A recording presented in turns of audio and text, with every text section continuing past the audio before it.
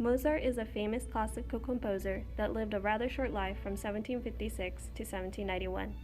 Mozart's life was good, except in the end, where he died very ill and depressed. Despite Mozart's tragic death, we continue to remember him through the beautiful works he created in his lifetime. Mozart was born January 27, 1756, in Salzburg, Austria. His life was well off in the beginning. His father Leopold Mozart was a composer and a violinist. Mozart learned at age 3 how to play the piano by looking on with his older sister, Maria Anna, when she was being taught. At the age of 5, Mozart created an early composition and perfected the harpsichord and violin. In 1762, he went on tour in Europe with his father and sister. This would be the first of many. 1769 to 1771, Mozart created many operas, symphonies, string quartets, sonatas, serenades, and violin concertos in the life he lived as an assistant court composer to the Archbishop.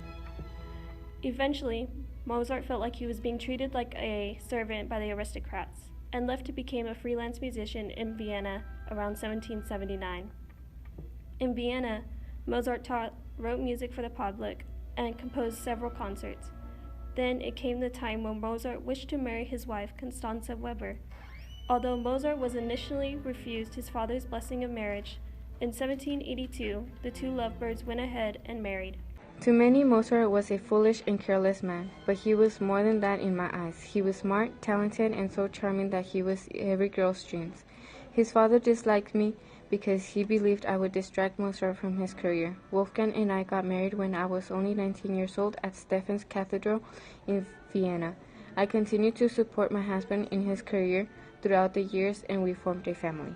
In the 1780s, Mozart lived a lavish lifestyle for a short time. He worked with other famous composers at the time, Bach, Handel, and Haydn, and often held impromptu concerts. He self-produced a few of his own concerts and wrote 3 to 4 piano concertos for each season. But by the mid-1780s, Mozart's extravagant lifestyle took a turn for the worse. From Mozart's earliest years, he was gifted at imitating the music he heard. Since Mozart traveled widely, he gained a lot of experience from which he created his unique compositional language. When he traveled to Paris, Mannheim, and Vienna, he heard the work of composers active there. He also went to Italy. He encountered the Italian overture and opera buff, which were both a huge influence on his development. There are many composers since Mozart's time that have expressed appreciation of Mozart and that are influenced by him. For instance, Beethoven used Mozart as a model a number of times. For example, Beethoven's Piano Concerto No. 4 in G major, which shows the depth of Mozart's Piano Concerto in C major. Overall, Mozart has received praise from several composers, such as Frederick Chopin, Franz Schubert, and Robert Schumann, and so on.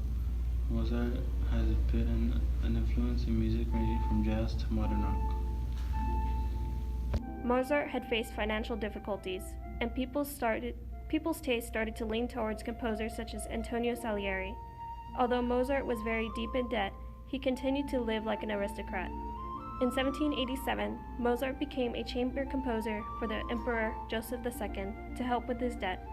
Nearing the end of the 1780s and in the early 1790s, Mozart had some musical productivity. The Don Ponte operas, The Magic Flute, the Final Piano Concerto in B-flat, and in his unfinished Requiem.